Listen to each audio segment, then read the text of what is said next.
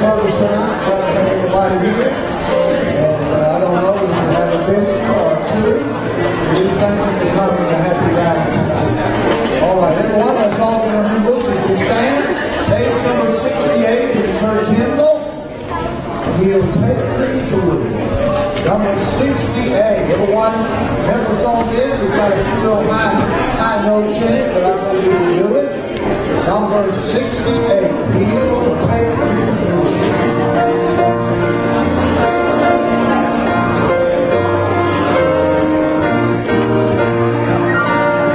I'm a glad pilgrim on my way, going to glory land.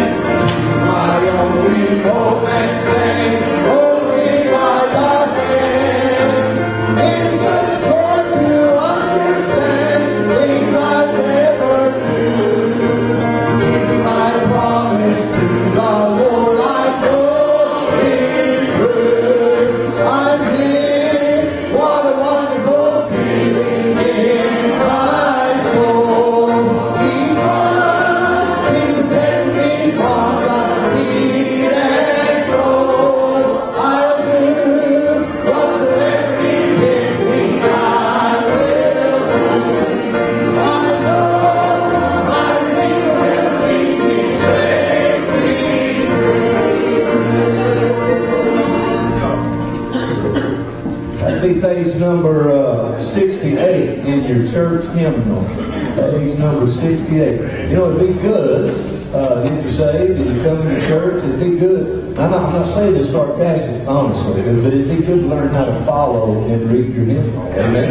And it's not just like reading a book. You know what I'm saying? So get your book out and look at it and learn those parts. That's a mighty good old song right there.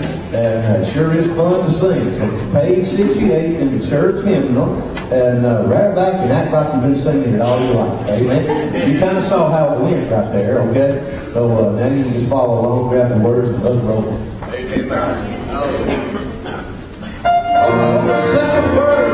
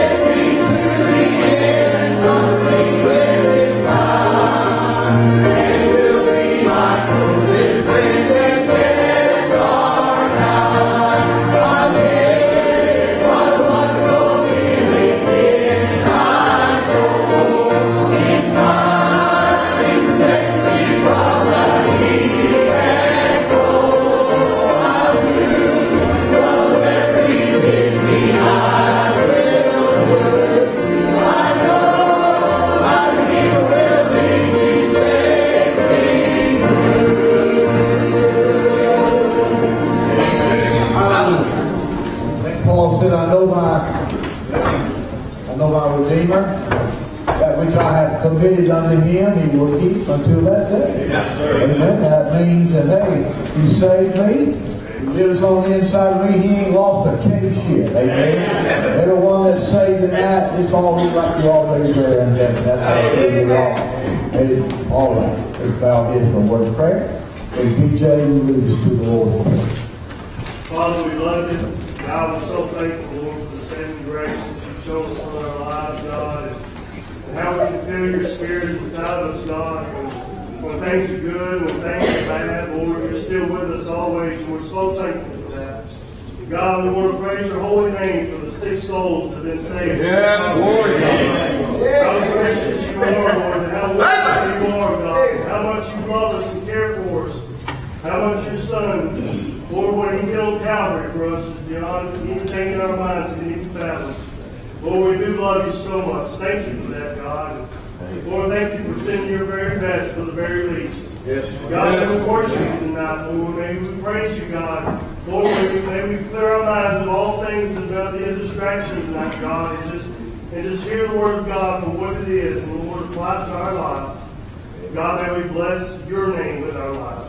Lord, may we walk closer to thee. Lord, help us tonight, Lord. For in Christ's name we pray. Amen. I'm going to sing another old.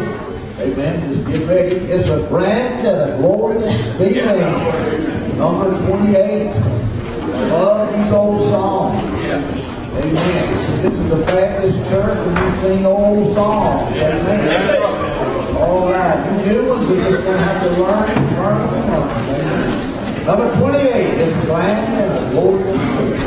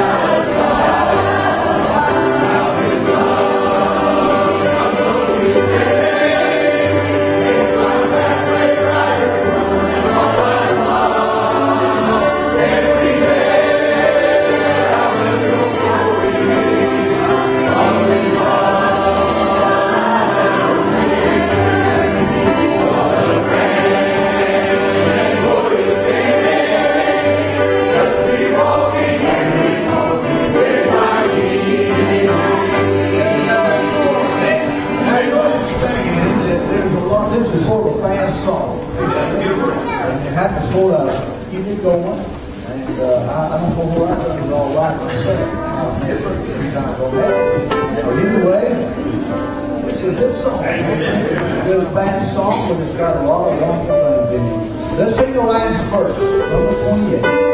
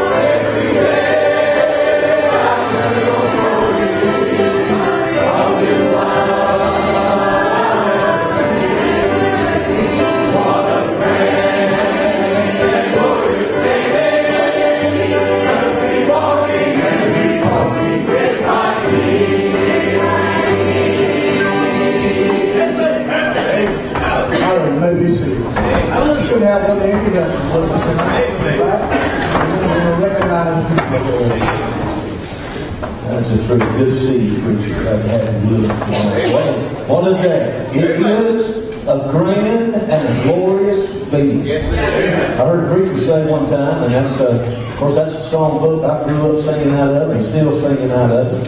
And both the old church hymnal. And some of the songs in there ain't all together doctrinally correct. It is the Church of God hymn. Oh, I do like it. Amen. But I heard a preacher say one time the loneliest person in the Baptist church, the second verse of the song. I'll tell you, brother, we were growing up, we'd sing the first and the last verse. Everyone. And nobody used a book, you know, but if anybody ever said, all right, let's sing verse number 2, everybody was like, book. Hallelujah. Good to see everybody in church. Y'all glad you saved tonight? Say amen. Hallelujah. What a day we've had today. Hallelujah. Started off right. Had a young lady get saved. Where's the list? Right there in front of me. What age is your class? 7th through 12th grade girls. Had a young lady in her class this morning. She's here. Where's she at? Caitlin. Wait a minute, Caitlin. Caitlin got saved.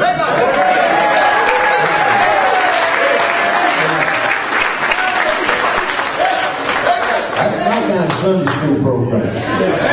Where people get saved in the classroom before church ever gets started. Then in teen church had 5 saved. Sebastian, way back up there. Hallelujah, son. Let's song.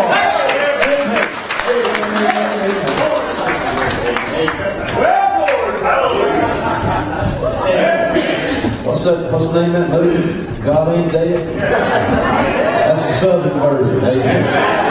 Up north, I think it's God's Not Dead, but down here it's God Ain't Dead. Hallelujah. What a blessing. What a blessing. You know what? It could be somebody gets saved right here tonight. I don't see why not. Somebody here tonight lost. Man, a day like this, when they already did 6 get saved, you ought to just find a number of completion, man. Get that good number 7, that teach that thing out. Amen. Amen. What a blessing. What a blessing. I got an answer to tell you, and I'm just caught up in another world here. Amen. What a blessing. What a blessing. Amen. Hallelujah. Well, that's a bunch of stuff I won't say. I'm gonna behave. Amen. Well, Drew, how about you and Nan standing up? Had no idea they got engaged last week.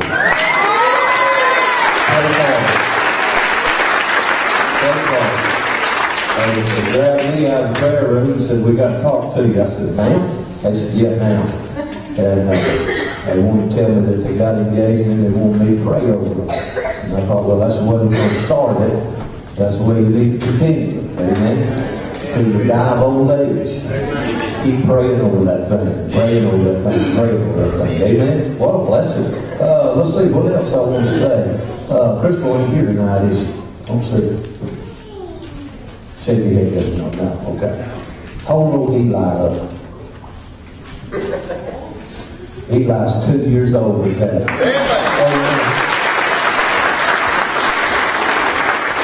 Ain't no big deal, he ain't supposed to be here.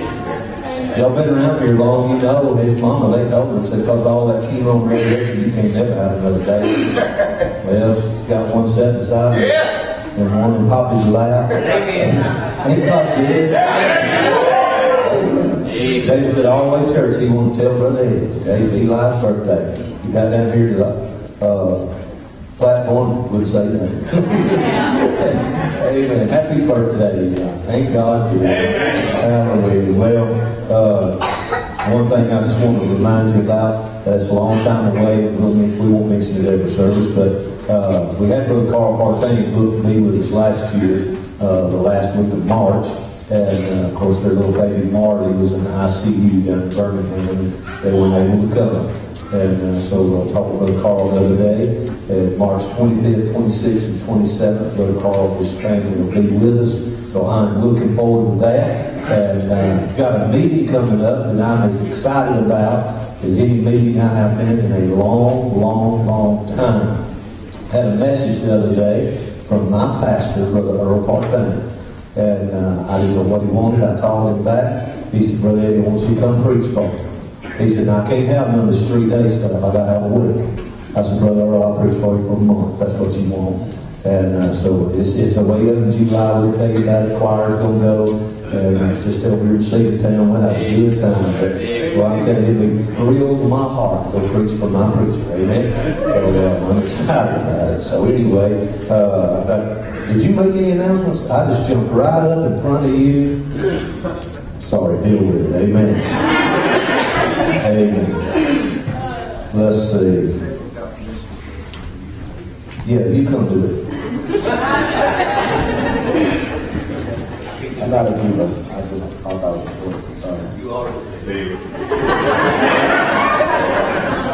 The shoe boots, praise God. So, just a couple of things. I'm really just going to hit the youth rally because it's coming out. That'll work. $50 if you're not paid, pay. If you need a commission slip, see Miss April. She's got them tonight. And then, of course, tonight we'll have a chaperones meeting, Brother Charles Class, right after service. Please don't lollygag because Sundays are tiring. So let's chaperones make it. If you've been asked, you already know who you are. If you've not been asked, don't come. And You can't help but love him, amen? Amen. How many we got signed up? How many's going? I ain't asked. How many, Miss April? About 80. 80. About 80 going Brother Mark Trapp just coming up weekend for what? A blessing. Y'all better be ready for church Sunday night. Amen. They're going to stay over and go to church with Brother Mark on Sunday morning. And then they'll be coming in here Sunday night. So I'm excited about that. Amen. All right, let's have a ushers, the stage of the boys who let us take up the offering tonight. Y'all come.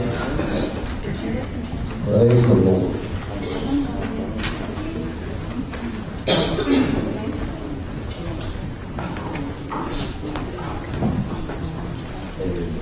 Let's bow our heads together. Father, as we come to you this evening, Lord, we just want to stop and give you praise for what you've done here today. Lord, I know pastors who work twice as hard as I do, and his people work harder than ours do. Lord, who don't see days like today. Lord, it's not because they're not doing right, probably mostly because of where they are. Lord, you've allowed us to take part in something so very special. Lord, seeing people born again on a weekly and a regular basis. Lord, today, 6 precious souls just missed heaven. Lord, I pray you'd help your people to get excited about it, Father. Lord, that we wouldn't just sit here and take that for granted. That, Lord, that that's just the norm. Lord, if they could travel around this country, they'd see that's not the norm. Lord, people ain't getting saved like that anymore, God. And man, we just want to thank you for it tonight, Father. Just bless your holy name. Oh, Lord, thank you for allowing us to be just a little part. Lord God. Father, have your way in this service tonight, God. Could be another one needs to get in here tonight, Father. So, Lord, you just have your way. Bless this offering tonight, or you quiet. Lord, bless our time together. We'll thank you in Jesus' name. Amen. Amen.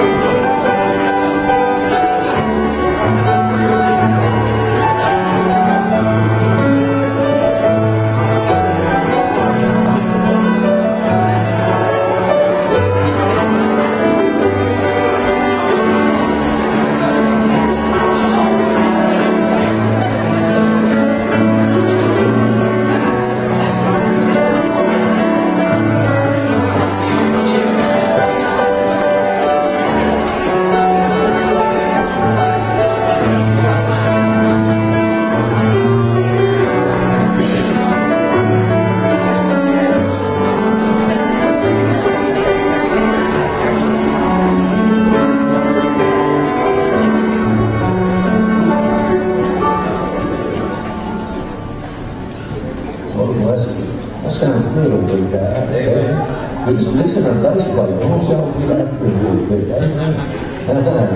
Yeah, look at him blow. Amen. Come on, these choir, let's sing a little bit. Come on.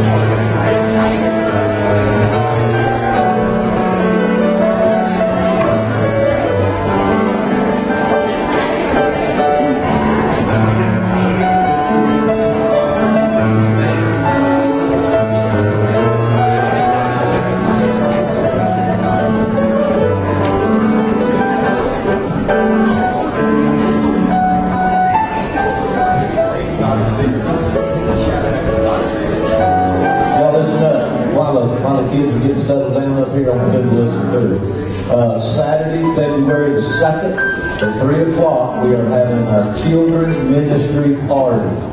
We don't do it during the holidays because everything's so busy and there's so much going on. So we wait till after the first of the year. And the Saturday at 3 o'clock, February the 2nd, all you got to do is bring yourself. Is that right? Ain't got to bring a thing. Just show up. And when we say children's ministry workers party, we mean everybody. If you're involved, if all you do is bring lunch or bring stuff for lunch or fix meals for the bus, you're part of the children's ministry, okay? Anything you do, if you've got a part in it in any way, we want you here. And we'll have a lot of fun. And we'll get to laugh at one another because we'll make fools out of ourselves. But we have a good time. And what we do at the children's workers party, we just do a lot of stuff that we do with the kids on a regular basis, and maybe even find some new things to do. We'll have a good time. So it'll be February the 2nd at 3 o'clock. So don't put it on your calendar, put it on your phone, or whatever you do, and don't miss that. We'll have a blast. Amen. All right. Let her rip, choir. Come on.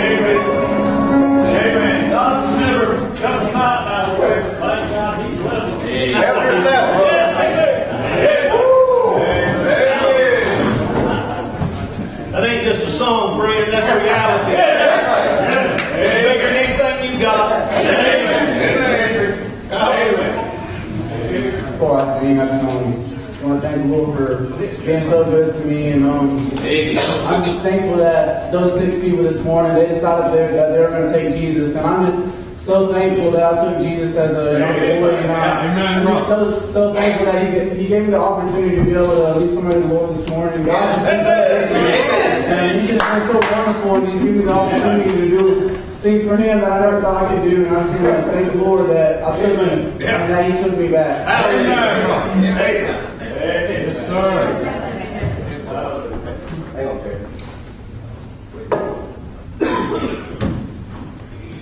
For a second there, I couldn't remember that song. It was just continuing to listen. And if you know what we've been going through with our daughter, and the majority of all you do, you know, a lot of times people ask us, and she's 7 months old, right, still in the hospital, we've never been home. So when we meet people or they ask, like, what is this bracelet on my wrist? It's kind of just, I don't know, they'll say to Jeremy, like, what is that for?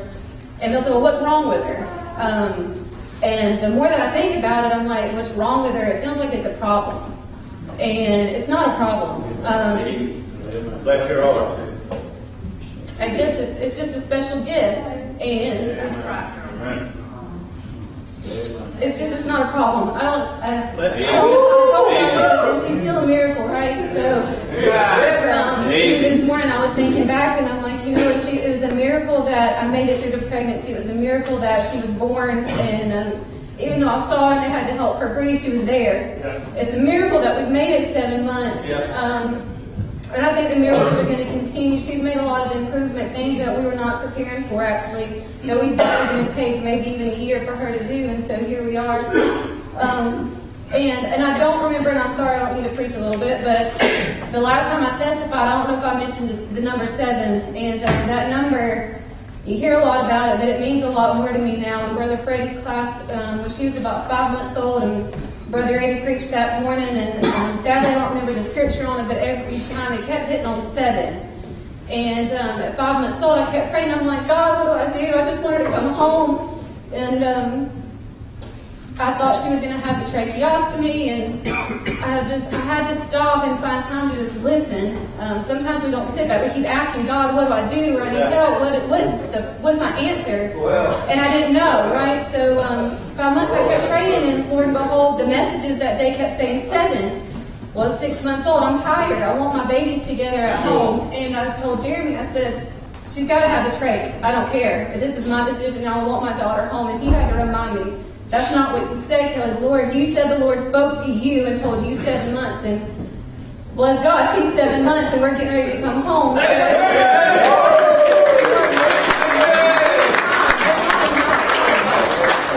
God for that. Thank you for your prayer. Glory to God. Sing on, son.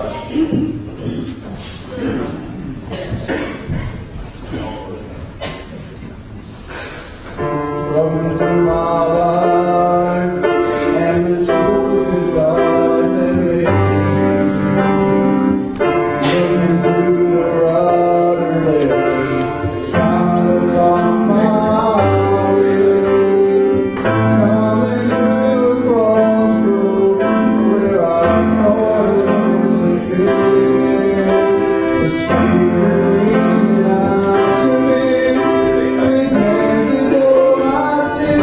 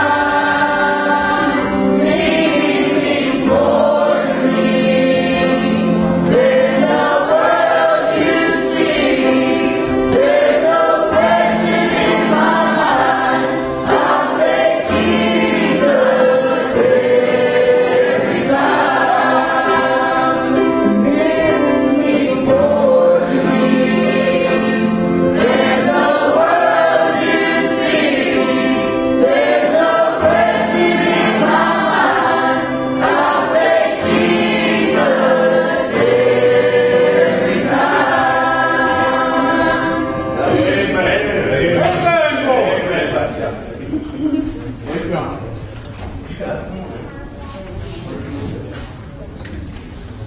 Just mind the Lord tonight.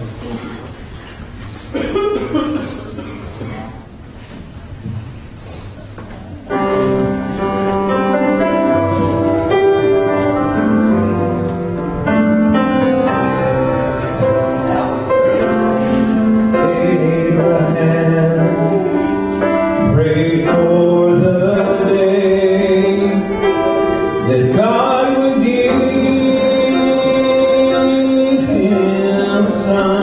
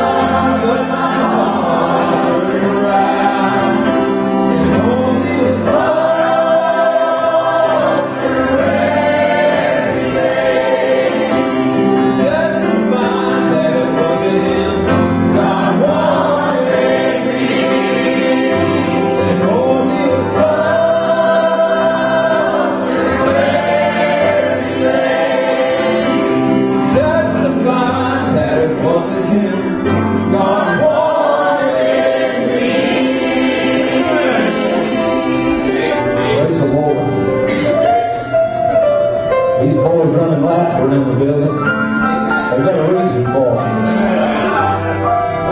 God just answered one of their prayers. I don't know how many of them over the last 3 weeks, maybe a couple of weeks, have prayed for Drew.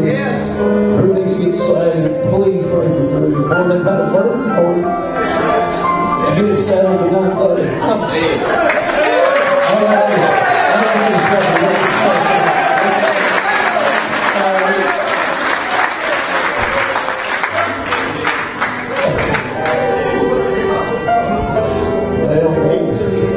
Ain't God good?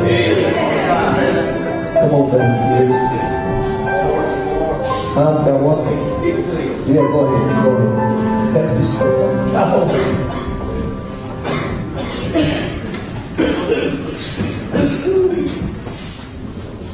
He would be saved. Glory, brother.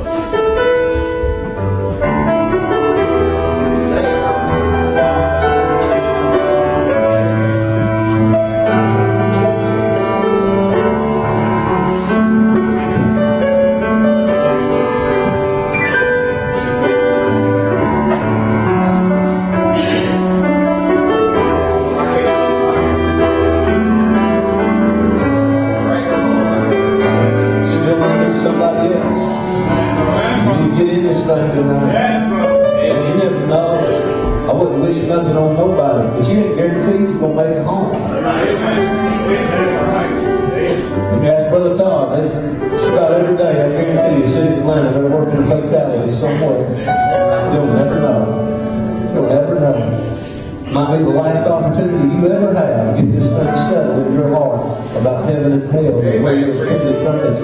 It's time to get it settled right here tonight. Amen.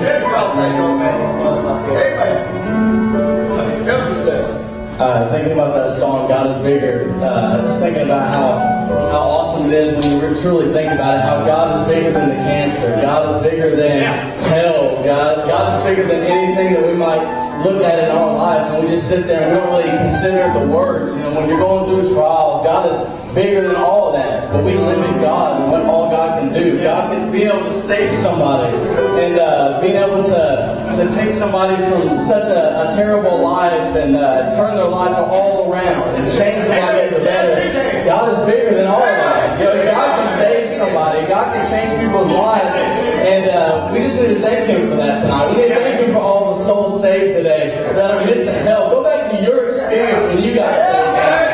Go back to how, man, God didn't have to save somebody like you, but He did anyway. And go back to how unworthy you are, because you know you, and you know you don't deserve it. So think about that, you know, that circumstance, and look at them, and just look about how thankful you were, and just be thankful for them, just as much as you were thankful about that God would save somebody like you. So I just want to have you grateful tonight that God's bigger than everything in our life. Is my go-to. I just want to say I'm thankful for the family that gets to bring me here every day. If it wasn't for them, I wouldn't be here right now. I just want to be saved. I want to be saved. And every time we got the altar, I'm praying for every lost soul out there. And I'm praying for my family. And I'm praying that my home will get better than this message. I just want to thank the Lord for everything He has done for me. Glory to God. Everything I have done that He deserves. And I hope that He does show up His love for me for being with Him more. And I hope that I can lay that down and I can be closer to Him by the end of 2019. Yeah. Thank you.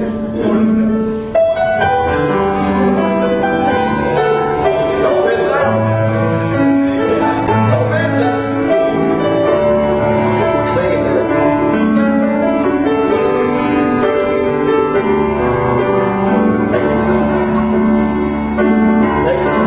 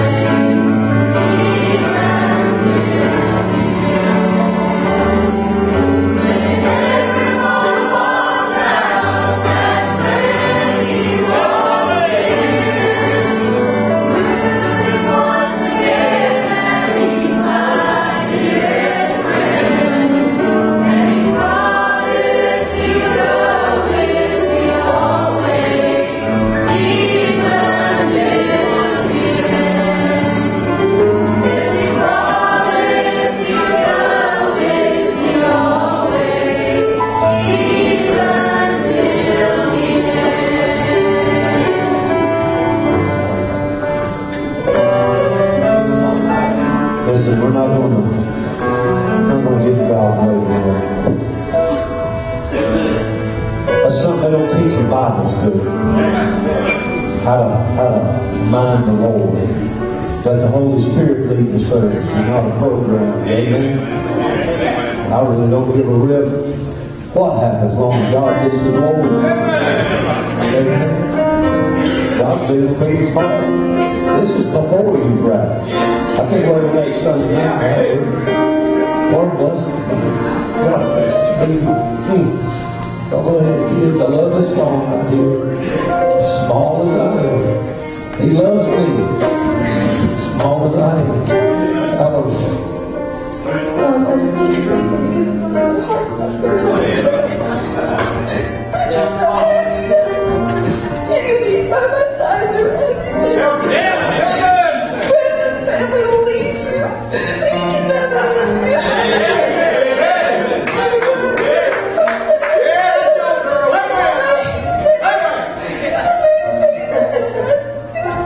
I'm just so grateful for you.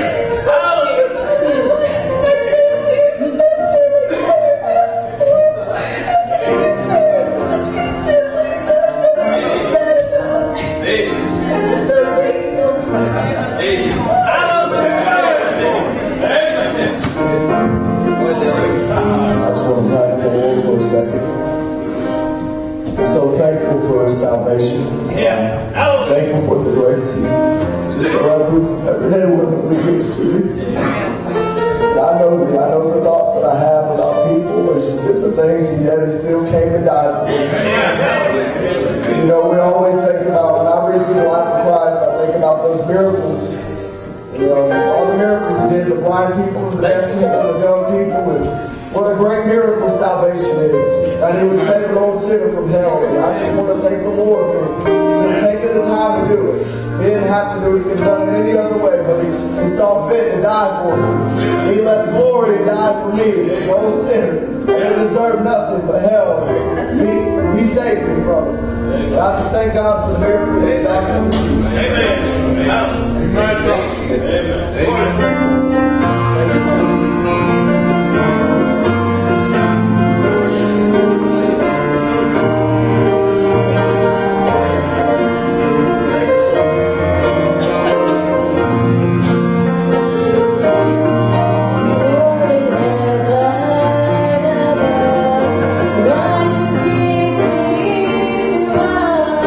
What you love me.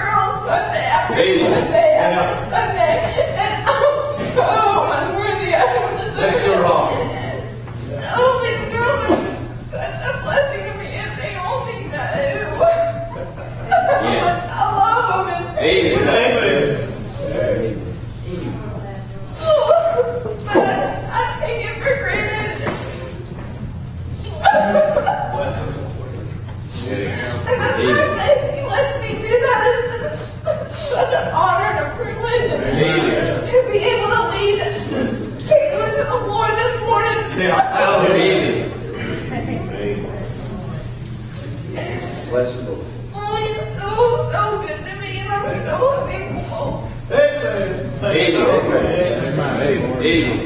Do not leave your pew, but just stand up when the kids come down. Okay. Listen.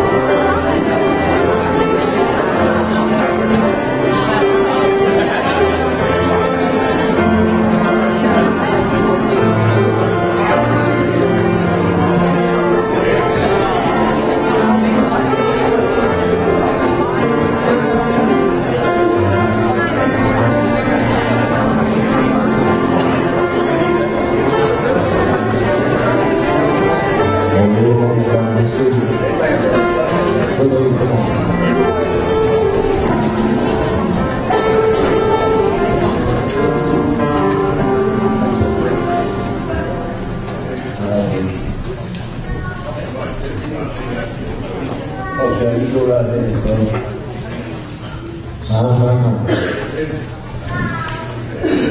I wouldn't take $1,000,000 from you. Some preachers be trying to figure out how to shut it down. I'm a fan of flame, brother Charles.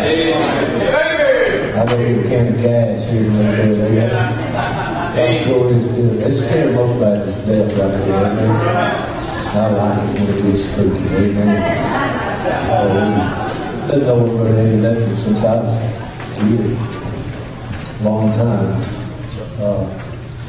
We used to come preach chapel for Brother Jay when I was in Christian school. And I know what he was saying. He got saved when I was 19. But anytime I said Brother Eddie was coming, we got excited. Amen. And he said, he's a blessing. Amen. That's he didn't go sleep when Brother Eddie preached. We liked it when he came. But I want to sing this for you tonight. We'll play it by ear. I know Brother Dylan's already said Sunday's a big day. I'm tired, and we got a counselor's, whatever you call it, meeting after. Listen, man. Let's just give God a little time. I got one saved here tonight. It could be there's another one. In fact, I know there's another one that needs to be in. You need to quit fooling around. And you just need to get on the ball and get this thing taken care of. Amen. You know what? The devil will tell you, do it later, do it later, do it later, do it later. And then we'll laugh when you die and go to heaven. Amen. I'm just going to get in. Really is cool.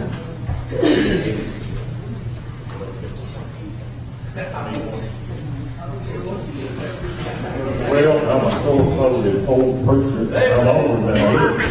I preached for SB Atkins 41 years ago over in Silicotta, Alabama. That shouting had the Holy Ghost on it, his wife did. I'll go ahead and say that. I knew an old friend of God that died in 1977, and my father was a powerful man of God. He and J.M. Brooks were close friends. My dad, when he woke up every morning, his knees hit the floor, and he prayed. You could hear him 50 yards out in the yard. You don't have to pray like that. But I'm a firefly prayer. If you come in a room where I'm praying, maybe I might be on the floor, you think I'm asleep. But God has let me transact some business that way. But Dad was a powerful man of prayer, an anointed man of God. Started 5 churches in 3 states. I just recently found all of that out. Wow. People came up and said, your dad preached a meeting here, a bunch of people got saved, and the church came out of it. But this man named Joe Parsons had been an enforcer for the mafia. And you can't be a member of the mafia unless you're Sicilian, Italian, or Italian and a made member. All these Smith, Jones, he probably knows that. All these Smith and Jones, they're around. I'm in the mafia. The mafia laughs at them. They're a jack lady. And I had to help the GBI investigate the mafia in Georgia when I was a very young man, even before I preached for Brother S.B. They were trying to get in some churches and take advantage of them.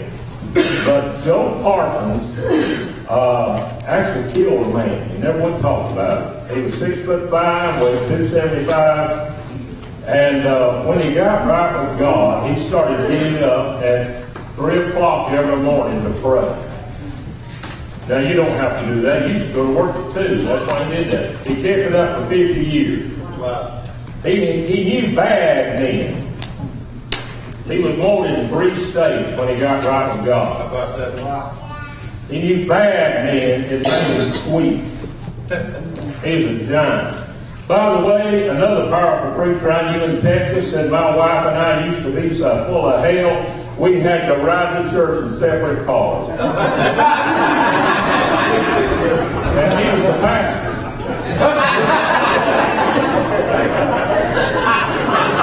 He said, when we got right with God, now I want to be sweet and kind, but I'm known for telling the truth and being blunt. Amen, preach, brother. I was in another service this morning, and my son brought Sebastian. He got it at Walmart. And that did make it a world of good. Sister, let me encourage you. This embarrassed Nathan. My dad picked on me as an old-time father. You didn't even start to preach Dad about anything. He's an old-time dad. But Nathan spent 35 days in Eggleston after he was life-flighted there. Most of you don't know that. He had E. coli HUS, the extreme form. And when we got him home, his white blood cell count was, I shouldn't even be telling this. Y'all talked about Isaac? Yeah. Well. Some of you have stood by baby's bed and said, "Dear God, let him live till the sun comes up." Yes. Amen. Praise you. When the sun came up, he said, "Lord, let him live till the sun goes down." Yes, sir. Yeah. Amen. Amen. And for 35 days, it'd been 62 weeks. HUS is the extreme form of this boy didn't kiss death door, he hugged it. Yeah. Wow. God raised him up. Hallelujah. And my daughter was there too. The miracle is, one of the doctors came to me, and he said, "Your daughter's 3 days behind your son." I ought to be a better preacher on hell than I am. In Chattanooga, we couldn't give him any water. They said you put a teeny piece of ice in his mouth. Blood was running out of his mouth. And I stood there and I thought about the rich man wanting a drop of water in his head. When blood was running out of his boy's mouth. And some of you see him play basketball. That's a miracle of God. Yes. Amen. But the doctor came and said, "Your daughter's 3 days behind him." My heart went forward. And a nurse said, "We don't have many parents that have 2 children in Eggleston. Most of you know somebody in Eggleston, they're there because they're sick. Yeah. They're there because they're kissing death's door." Yes. But back to old brother Joe Parsons. He said, if shouting is in the Holy Ghost, it will put the fear of God in sin. Yeah. Amen. Don't ever shout, you'll walk. Amen. Sister Atkins a while ago shouted in the Holy Ghost. Amen. Amen. Amen. Yes, amen. True shouting. But what I start to say, that's not mean. What I start to say is mean. Listen, if you're one of these people that come to church and you send text messages, emails, or you play games while the preacher's preaching, you need to get out of God. Preach on, brother. Amen.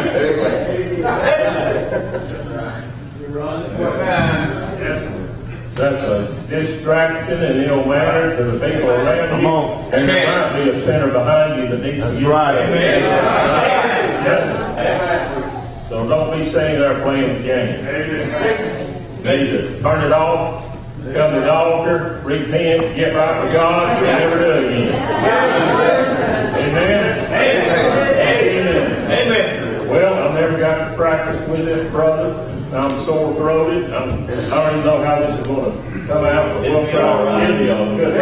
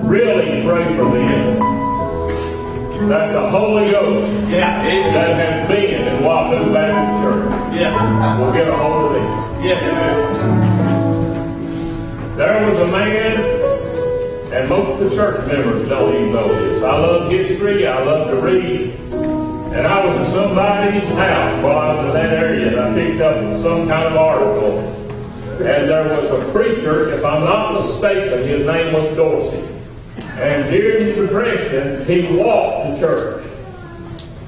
And have y'all been to Wahoo? Who's been to Wahoo before? Yeah. Several of them, several. I was going what, about twice this wide? Big country church. I mean, so far out in the country, the preach only runs twice a week. But anyway.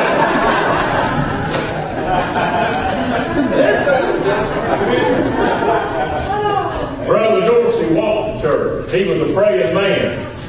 When I think of him, I think of Elijah. The reason they've got that big auditorium out there in the country in the 30s, friend, that's some kind of country church auditorium. Yeah. God saved 1,500 people. Wow. That's where Wahoo came from. I mean, God added those people to the church. How about that? Amen? And you just pray that the Holy Ghost that's been in that place will come on in. Where's that Church of God song book? My father pastored a church in North Carolina, and this is the one we use. Yeah. Dr. Cypher said spiritual songs, and your pastor's right. You're the first man I've ever heard say that.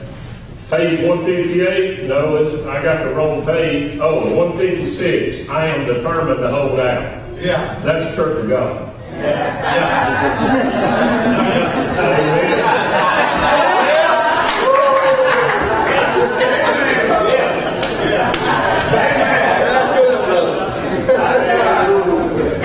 Still some more water.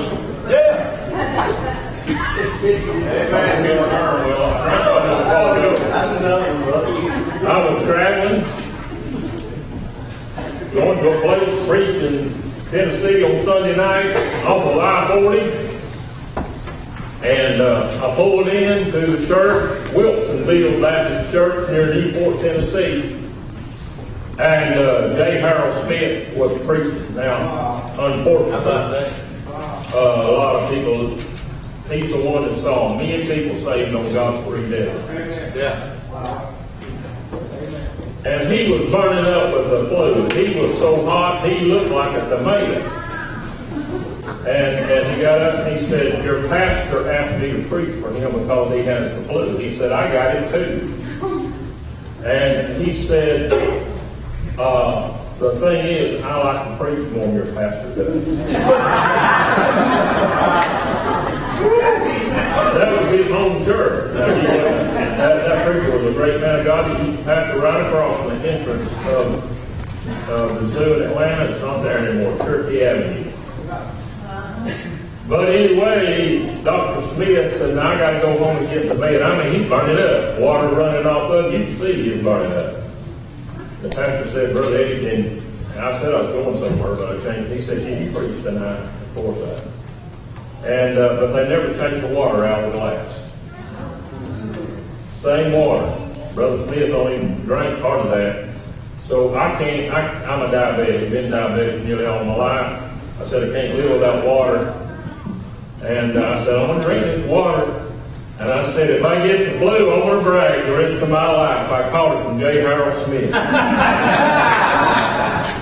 A lot of you don't know that name, but he was on radio and TV all across this nation. Mighty man of God. Amen. The love of God is that I sing this. One person asked me to sing when I came. I didn't wear a suit coat. I was hoping that you're all right. Stay back there and nobody even see me.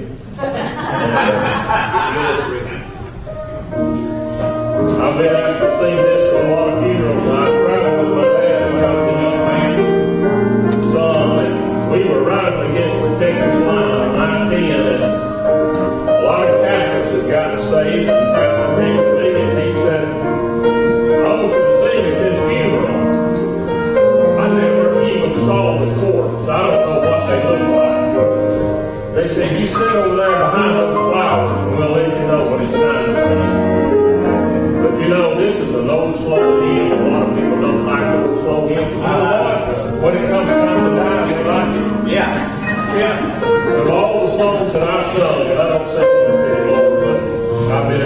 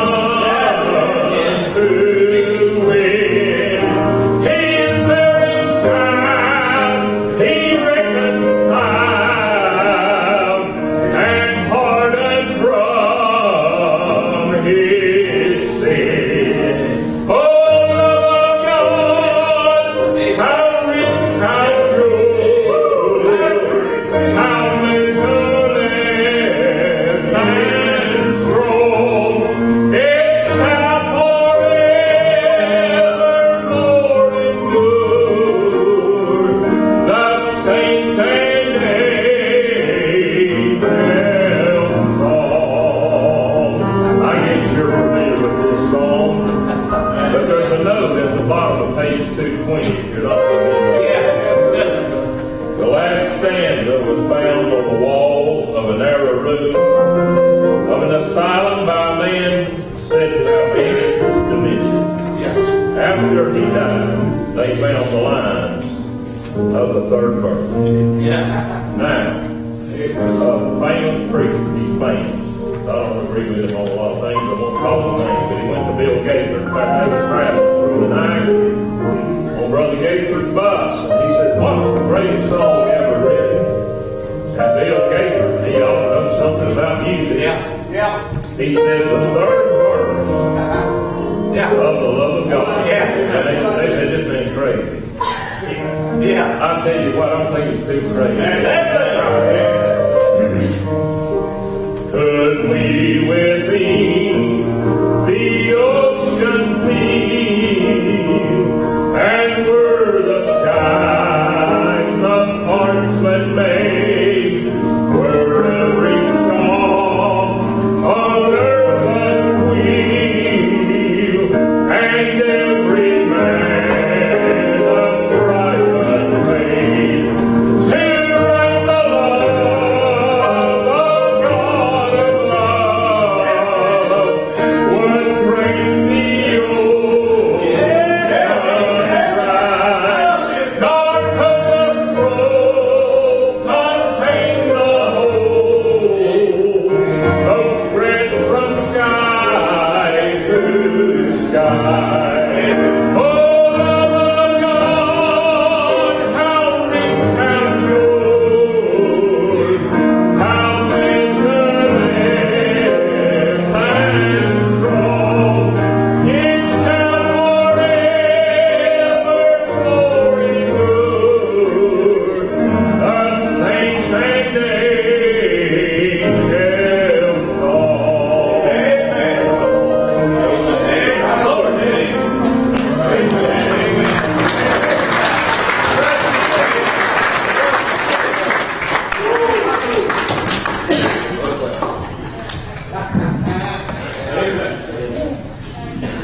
Some of y'all look at me like, what you gonna do?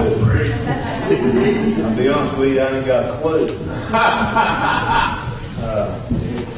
I've already set the message aside. I want you to turn to Matthew chapter number 13. Matthew chapter number 13. You know, a lot of people will live their lives in church. They start going to church just a few weeks after they're born. They grow up in church, and then they get married and they begin to raise their family in church, and it's not something that's really in them.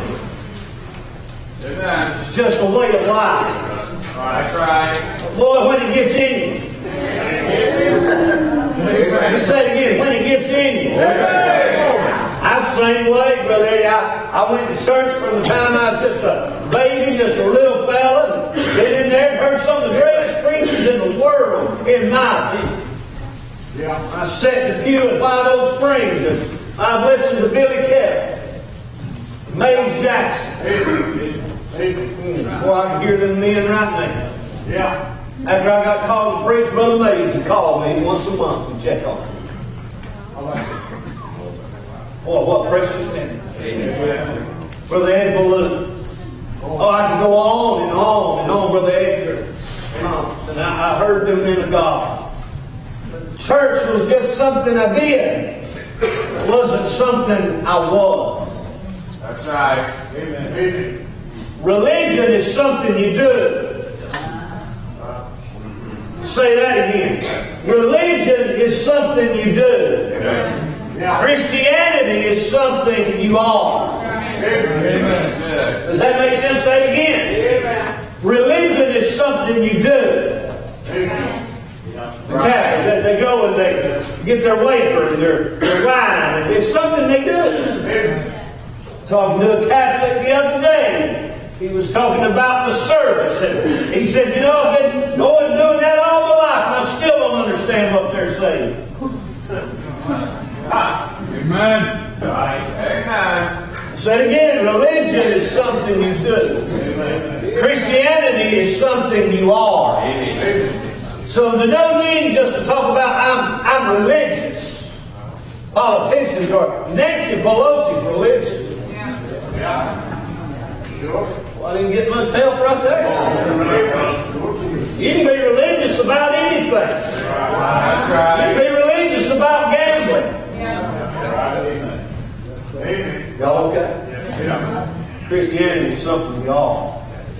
I'm glad this ain't just something we do. I'm glad it's what we are. We're a little bit different from a lot of other folks, but I make no apology for what we are. You'll never hear me apologize for Sister Brenda getting angry. You'll never hear me apologize for one of these boys running a lap around the building, getting excited about what Jesus is doing. That's what we are. And so, well, you got times have changed. Maybe so, but God ain't changed the world. He said I'm the same yesterday, today, and forever. I'm going somewhere in a minute, but I got sidetracked. Let me ask you a question. What are you?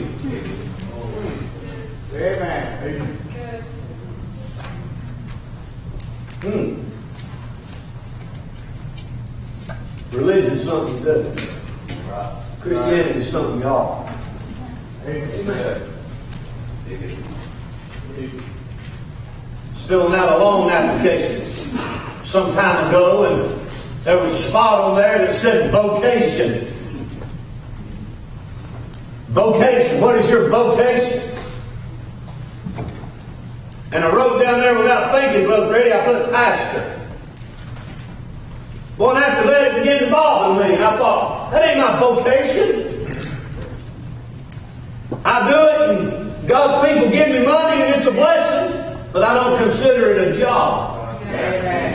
It's what we are.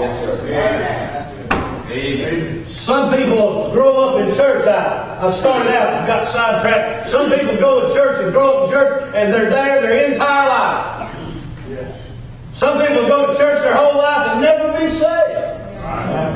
You say, I don't believe that's possible. I guarantee it. I guarantee it. They some there tonight, well, they were this morning, because Grandma was. And because Grandma's grandma was. Mom, brother. You say, why did you go to that church? They ain't got the right Bible. That's where our family's always went. That's religion.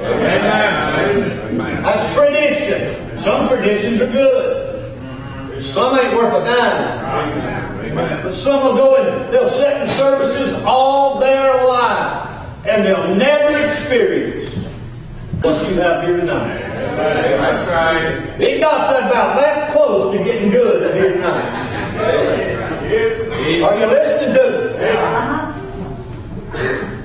I can't imagine my children growing up and never being around what I call old-time religion. Brother Eddie, I took my son and one of our preachers, the pastor in North Carolina, Brother Tony. I took them over and spent some time with Brother Garland here a few months ago. And Brother Garland was showing Brother Garland noted. If you don't know Brother Garland, boy, you missed something. Just a prince of a preacher. A gentleman. That's the way I can describe him. When he's in his study, Brother Garland's old, he's getting old, and he's losing his eyesight. He had one of them pull string lights. Y'all know what I'm talking about? Yeah. Some of these kids ain't got a clue. The light bulb on the ceiling had a string. He had to pull, cut the light off. Brother Garland stood there. He couldn't find that string. Couldn't see it. I'm just saying that's how bad his eyesight has gotten. He got in his study, and Levi began asking him about his books. And he'd say, son, I can't see it. You got to tell me what it is. And Levi'd tell him, Brother Garland, and no doubt he read every one of them. He'd start telling Levi about that book. They was all enthralled about them books. And I'm sitting at Brother Garland's desk, and Brother Garland's sitting across from me. And I said, Brother Garland, I'm tired of hearing I ain't a book guy. It shows, I know. But I read some. But anyway, I'm just not a book guy. I'm not just blown away, if you will, by this library. It just, anyway. And I'm tired of hearing about who wrote this and who wrote that, and how many of them signed, and I could care less. Brother Garland's sitting over there, and I said, Brother Garland, so won't you tell these boys about when you got saved? I'd heard it before. Brother Garland stood up, pulled up his breeches, and he said, boys, I have to stand up when I'm about to do some preaching. And for an hour and a half, Brother Garland went on about his testimony. How God moved him. He got saved in a house in a prayer meeting. He said, when the Lord saved me, he said, I was caught up in the glory. He said, I didn't even know where I was at. He said, that dear lady that invited me there, said I ran out the door. They downtown Atlanta, down there in Cabbagetown somewhere. Said he hit the door running. Said it took them 5 blocks before they got him caught. Oh, you ought to heard it, man. I'm telling you some of this stuff. And got to tell him about his call to preach. I'm just saying, some people will live their lives and never experience a real move of God. Here's what I want to say. I ain't going to preach. I'm just going to give you a simple thought. I preached this message years ago. Matthew chapter number 13. Look with me at verse number 44. Matthew chapter number 13, verse number 44. Don't take this for granted. Some people spend their entire lives in church, Brother Rusty, and never hear their kid testify. That's right. Amen. Read from it. Amen. Matthew 13, verse number 44. The Bible said it again. He said again, the kingdom of heaven is like unto a treasure hid in a field, the which, when a man hath found, he hideth, and for joy thereof goeth and selleth all that he hath, and buyeth that field. Amen. He said the kingdom of heaven is like unto a treasure hid in a field, the which when a man hath found, he hideth, and for joy thereof goeth and selleth all that he hath, and buyeth that field. He said the kingdom of heaven is like a treasure hid in the field. Now, I don't know what this church is to you, but to me, it's a treasure. What is a treasure? Brother Eddie, a treasure is a rare find. A treasure is something that you don't just stumble over every single day. Treasures are things that come along just few and far between in lifetime. I got a wife sitting back there. She's a treasure to me. I got one of my children here in the service tonight, and she's a treasure to me. Amen. I was listening to or watching, I can't remember if I was watching or listening. There was that Antique Roadshow. Y'all remember that? This old guy had been going up through the mountains somewhere in Virginia or someplace, and there was an estate sale. And he went through everything they had set out, and he asked the lady who owned the place, he said, ma'am, is there anything in that barn back there? She said, just a bunch of old junk. Nothing worth having. He said, would you mind if I look? She said, well, help yourself. And he went to the barn. A few minutes, he come back. He said, how much for the motorcycle? She said, sir, we don't have a motorcycle. He said, yes, ma'am, there's a motorcycle in the barn. She said, well, I was in there yesterday. I didn't see a motorcycle. He said, well, ma'am, it's in boxes. It's just in pieces and parts. I think he gave her $100, $200 at the most for this old motorcycle that was in boxes. Brought it home, put it in his shop, and was going to restore it someday. It was an old Harley Davidson. He got ready to start putting that thing back together, Brother Eddie. He called the Harley place, and they said, see if you can find the serial number. And he scraped the frame and got the serial number and gave them the serial number. And they said, made him read it to them 2 or 3 times. They said, sir, we'll have to have somebody call you back. So about 10 minutes later, his phone rang, and he answered the phone, and the voice on the other end said, sir, my name's Willie G. Davidson. Would you read that serial number to me? This is the CEO of Harley Davidson. He said, certainly. He read the number to him. He said, sir, is there by any chance, was there a seat included with that motorcycle? He said, yes, sir. Looked like an old bicycle seat. He said, would you go get that seat while I wait? He said, I'll stay on the phone. You go get that seat and come back on the phone. We got the seat. He came back to the phone. He said, turn it over. Is there a metal plate with something engraved under that seat? The guy turned the seat over and he licked his fingers and began to wipe. And it said, custom built for Elvis Presley. 1950 something. Wow. And the voice on the other end said, sir, would you take $1 million? That's treasure. Today that motorcycle is completely restored, they say, in the Harley-Davidson Museum. What I'm trying to say is you won't find any treasure in your life. Amen. I've heard that story, made me want to go look in somebody's barn. That never happened to me. Would it you? No. I'd rub it off and it'd say stolen.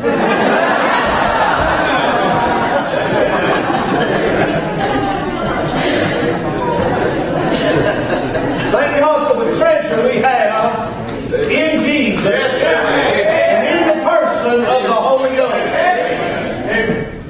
Right. He said the kingdom is like a treasure hid in a field. Here's the thought tonight and we'll go home. I want to say this to you. There's more than treasure in the field. There's more than treasure in the field. In other words, this guy finds this field, and in that field he finds a treasure. Probably don't tell nobody. I'm going to go sell everything I got, because everything I got ain't worth as much as what I found in that field. And by the way, everything you got, let me say it again, everything you got is not worth the treasure that we have in this place. Everything you got is not worth the treasure. Everything we have in this place, everything I own, is not worth the treasure. That young man didn't say. That young man up there didn't say. Everything we own is not worth the treasure that is found in Jesus. Here's the problem. There's more than treasure in that field. In that field, there's probably some bugs. Sure. You find the treasure, but if you ain't careful, you start letting things bug you. Come on, brother. Let me say it again. You find the treasure, but if you're not careful, you'll lose sight of the treasure because of the things that are bugging you. You get in here, what I'm trying to tell you tonight is do not forsake the treasure because of the field. Do not forsake the treasure because of the field. You look around tonight and you say, "Oh, that sure was a good service, but I saw one that wasn't dressed right." Come on. That's straining at a gnat. Amen. I'm glad we got some that ain't dressed right. Amen. I had to grow when I got saved. Yes, sir. Are y'all okay tonight? What I'm trying to say, hey, look up here. Do not forsake the treasure because it's in the field. You ain't got to look around here long to find fault. You listen to me real good. Your kids get on fire for God.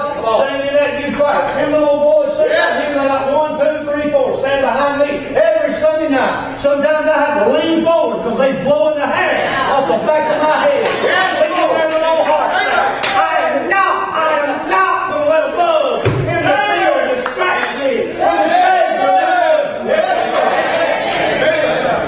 They're worth far more than your complaint. Amen. That's good preaching. Amen. I've watched people bow up, soul up, get mad and leave over some little bitty thing that's bugging them. Okay? Amen. They forsake the treasure. You said, "Preacher, has this church got false?" Oh my, Brother Jesse. Get us a legal pad and a whole pack of number 2 pencils because it'll take every bit of it. Amen. But I'm not looking for them. Amen. And I'm not going to point them out for you. Has this church got a problem? It does. And you can find them if you want to. to focus on the treasure that God has given us. I still say let's sell everything we got and buy the field just because of the treasure that's in the field. I'll take the buds with the treasure. Amen. Y'all all right? Yes, sir. Heard a nursery rhyme. Y'all heard me quote it. Time and time again. And it's got a great moral to it. It said, kitty cat, where have you been? She said, well, I've been to London to see the Queen. Kitty cat, what did you see there?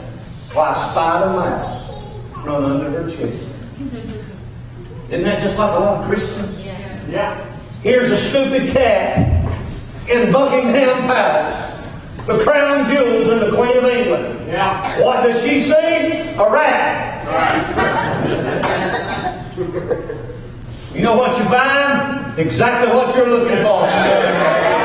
This offer's been laid full since the time we got here tonight. I'm talking about boys and girls weeping. Hey, Hannah got up here and tried to sing. Couldn't even sing because it was choked up. Somebody would tell her that's not professional. Maybe it ain't professional, but it's God. I wouldn't give you a dime for somebody that doesn't get emotionally stirred up about what they're singing about. Don't look over that seeing a rat. Don't look up in that youth choir and say, yeah, I saw that kid, he wasn't behaving last week. He ain't got no business in that choir, neither do you. I ain't got no business in this pulpit. Come on, preacher. You said, preacher, you got faults? Yeah, but I can tell you what they are. My wife will if you got enough money. Are we okay now? What I'm trying to say is don't forsake the field. Don't forsake the treasure. Because what else you find in the field? We have a service like this and the devil will go, yeah, but what about it? Come on, brother. Yeah, come on, brother. Amen. What about what you read on Facebook? Come on. Right. You saw what she posted. Well, got quiet right there. Let me just throw something in right there. Listen, the devil's going to shoot at us enough as it is. Let's not give him extra ammo. If you do something stupid, don't put it on the interweb. If you don't do something wicked, don't put it on the interweb. And then get mad when people talk about it. Are we all right?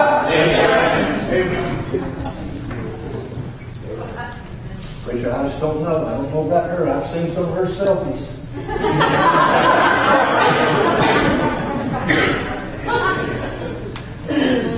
Social media has done more to harm the church. It ain't social media. It ain't social media's fault. It's immature Christians' fault. While this guy's going to look for this treasure, maybe he sees some bugs. Maybe even some trash that somebody's left behind. If we're not careful, we'll see the garbage that somebody else has left behind. We'll get discouraged about the treasure. Amen. And we'll get more focused on the garbage. Amen. Amen. Than we are the treasure. Amen. The devil has a way of magnifying stuff, doesn't he? Yes. I can walk in the room, Brother Ed. I'm talking about, and it might be the Biltmore estate. I don't know. But if there's a crooked picture on the wall, it'll drive me crazy. I'm serious. It's just like, boom, boom, boom, boom. I'm going to straighten up that picture. I'll be in the doctor's office. Wait a minute, excuse me. The devil will take something so little, like garbage. What I'm trying to talk about, people got a past. Amen. I remember when we started the RU, Brother Jason. The lady used to, well, I ain't going to point where she used to sit. The lady used to sit over here in the church. She'd come to me after we announced we was going to start an RU here. I'll never forget it. We're standing right over there. She said, do we really want people like that in our church?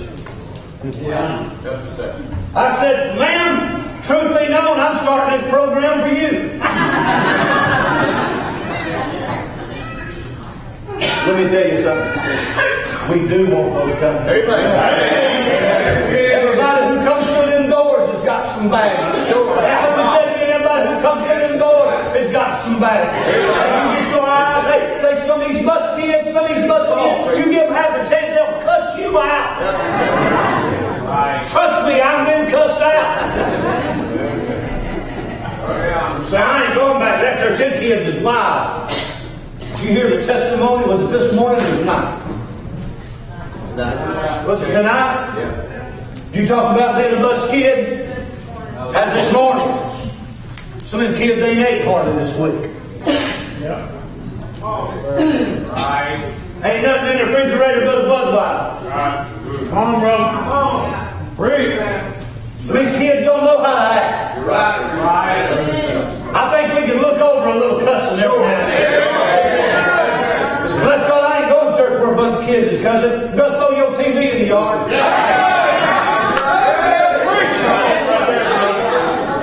I felt something up there.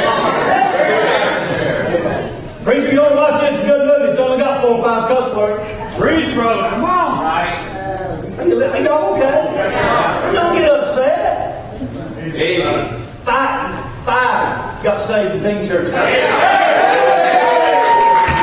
got saved in Sunday school. One's already been saved here tonight. And you don't focus on bondage? Don't forsake the treasure. Because it comes with a field. You can hold lots of field around here. We got, I'll go even further. I got to shut up. It ain't just bus kids around here to cuss around. There's some of y'all I wouldn't push too far.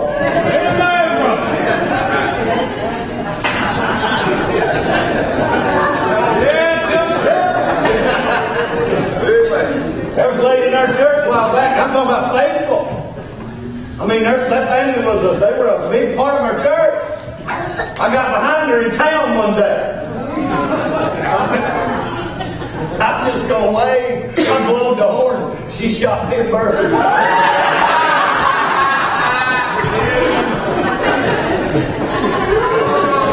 I said her name. Most of you know who it is. I told her husband about it. He laughed. He hurt. He said, "You ought to tell that in the pulpit." I said, "I'm going to." I thought she was going to crawl under the pew. Yeah, we got faults. Amen. We got faults. We got some that people have major problems with. Major problems. I got some preachers that I love with all my heart. They run us to the ground. We've gone liberal. I got news for them. We're still singing in hymns. We're still preaching out of King James Bible. We ain't moved. We ain't moved. Well, he lets people with long hair come to his church. Tattoos. Yep. We could fill that ocean with some of the tattooing we got around here. I'm glad I'm associated with this. What I'm trying to say is we've got a cause. Don't forsake the treasure because there's a field.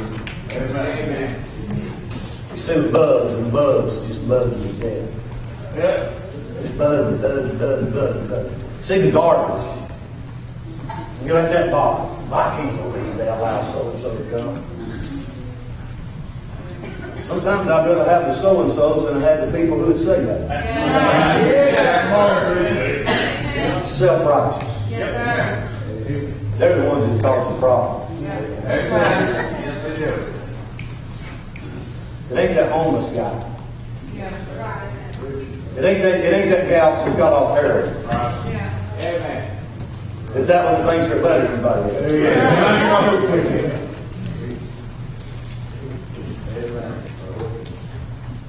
Maybe on his way to find that treasure, he found a snake. I'll like one. One of my favorite things to do when I was kids, catch snakes.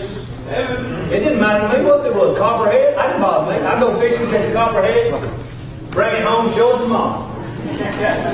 Then she'd whoop me. She'd bring home another snake. Now I can't stand a green snake. Any of them scare the fire out of me. What I'm trying to say, something might scare you a little bit. Something might bother you a little bit. You might have sat here tonight and went, boy, I don't know about that guy. Them boys running around the building like that, that's a problem for me. Don't let that scare you off. Amen. Amen. I asked Brother Harold Seidler one time, said, all them boys running around the church, you think God's in all that? He said, you think God's in them people sleeping at your church?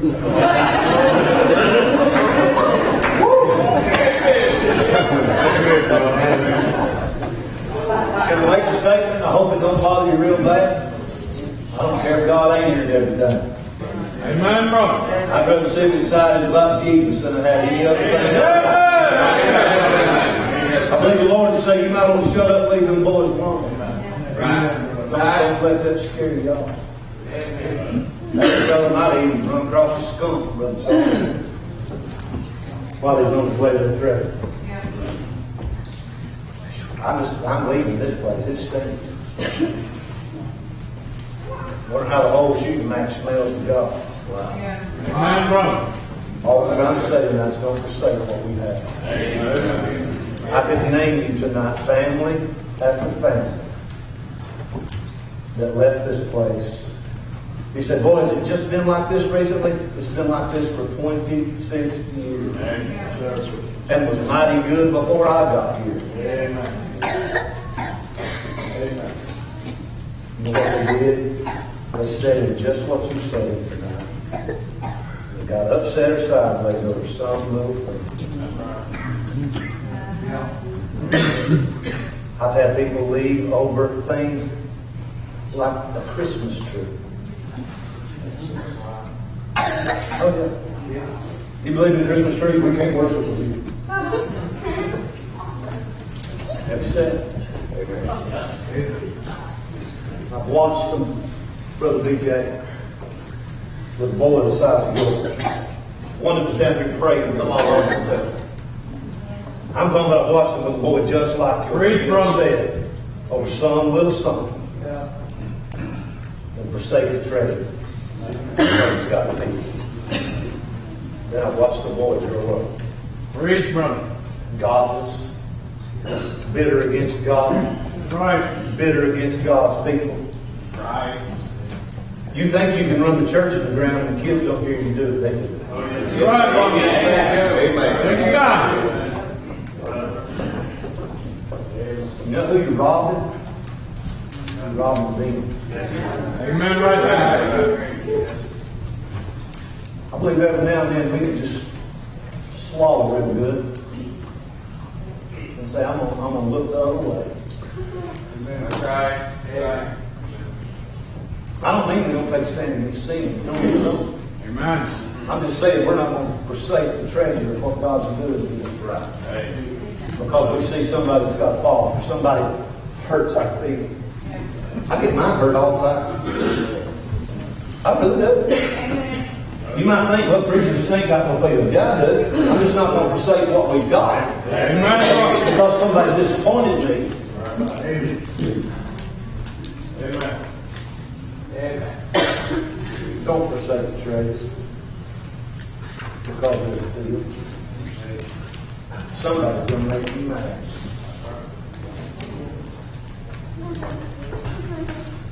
You get a room for people this size, this many. Lord, there's a lot more than that here this morning, more than that last week. Sooner or later, we're going to have a disagreement. My wife and I have been married 35 years. She's had lots of disagreements. But we're still married. Amen, brother.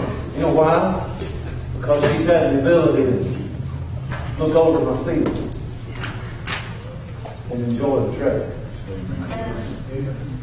Same here. Her feelings just real little. Real little. It's just mostly all treasure. before you let the devil get you sideways, get you out. You know, we've had people leave our church and go to another church, and that's one thing. But I thought about it this afternoon, thought about it more while Brother was singing. We've had more people leave our church and just get out. That's right. They didn't leave because God led them somewhere else. They quit. Amen. And I promise you, I can go on and on and on tonight and name any names. Yeah. The parents are saved. I hope. But I remember when they was on fire for God. I'm excited. Right. They get mad they leave the church when the kids are little. Whose hands that blood going to be on? Right. It's not going to be on mine because I had a fault. It's not going to be on the church members because they had a fault. It's going to be on mom and dad. Right. Especially dad. Right. Who wasn't man enough to say, honey, we're going to look over that. Amen, brother. Amen. Tell you what we need to do, we need to pray for them. If that's really bothering us that bad, we're going to keep our kids under the spout where the blood comes out. Amen, brother. Amen. Let's talk about that. This is just the thought tonight. Don't forsake. Don't forsake what we've heard tonight. This ain't what I came to preach, I promise you. Man, I just begin to look around tonight. Watching these kids worship. Lift their hands and brag on God. Oh, what's the word she got? I'm trying to find her. Little girl, I can't never remember her name. She testified tonight. Kate, where's she at? Went back there and told Tricia Snell. Kirsten, is that right? Bless your heart, baby. Amen. I wouldn't take $1 million from you. That's testimony tonight. Amen. Amen. Don't miss that. Because I didn't shake your hand. Don't miss that because I didn't pat you on the back or brag about what you did. Amen, brother. Amen, sir. You can ask Brother Stacy, these men will tell me, don't forget to announce this. One ear and out the other. I tell them I'm going to take up an offering for somebody. At the end of the service, they're back there going, hey, man, this is all I'm caring about. Amen. Don't get upset because I didn't announce your deal. Now, don't forsake what you heard tonight, what you saw tonight, what we've seen God do around here today. Amen. If you want fault, you can find it. Brother Jesse sent me a picture one day this past week. I forgot what day it was. I believe it's real. I don't think it's shocking. It's shocking. The church, you know what the sign says over the door? The perfect church. Oh, my. If I thought about it, I'd have to put it up here for you now. The perfect church. I told Brother Jesse, I bet it's only got one member. Ain't no perfect church, baby. There will be. Yes. Amen. Yes, sir. This ain't got there yet. It'll be perfect when we get out of this body of flesh. Don't forsake the treasure. Because of what we find and feed. Set our feet. Thank you, Lord. What we heard. They're going to sing a verse, God knew in your heart once you got it. Maybe you've been having trouble with the thing. Maybe the devil's been making you focus on something that's wrong. Always don't believe when Jesus comes.